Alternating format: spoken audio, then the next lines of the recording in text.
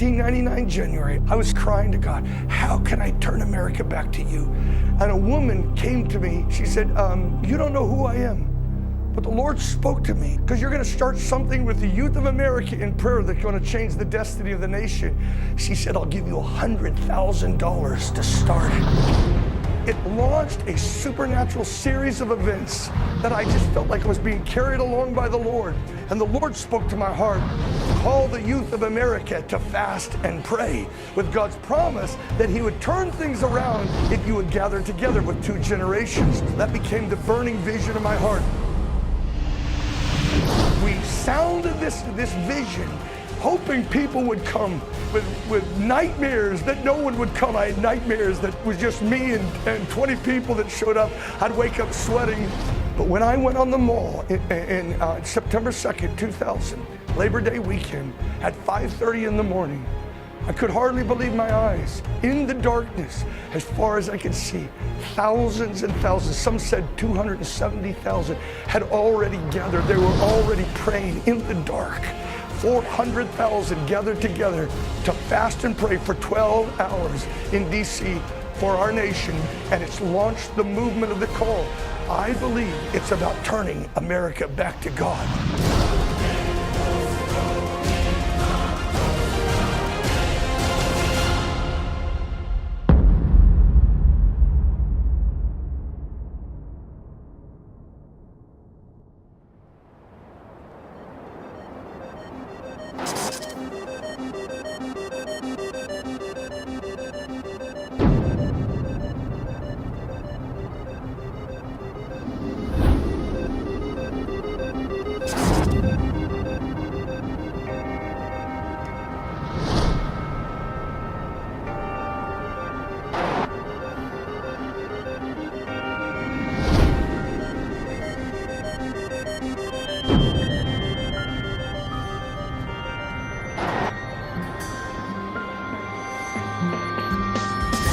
Jesus poured Himself out at the cross for the sins of Detroit, for the sins of this nation.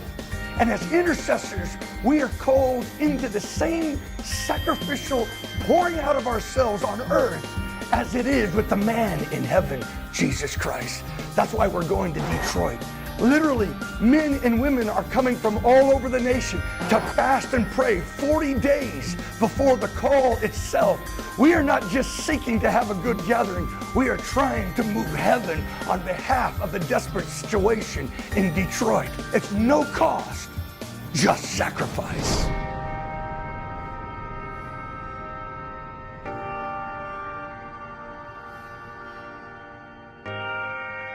And God says, call the elders, call the leaders, call the young people. Everyone comes. You must be willing to drop denominational barriers, racial barriers, gender barriers, age barriers. God says, you must be willing to gather.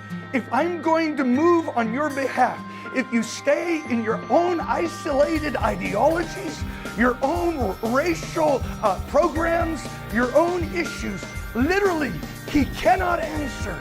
In terms of the divine prescription, blow the trumpet, gather all the peoples. That's why we believe the leaders from all across Detroit, Black, Hispanic, Asian, Engle, we must all come 24 hours to pour out ourselves on behalf of Detroit and this nation.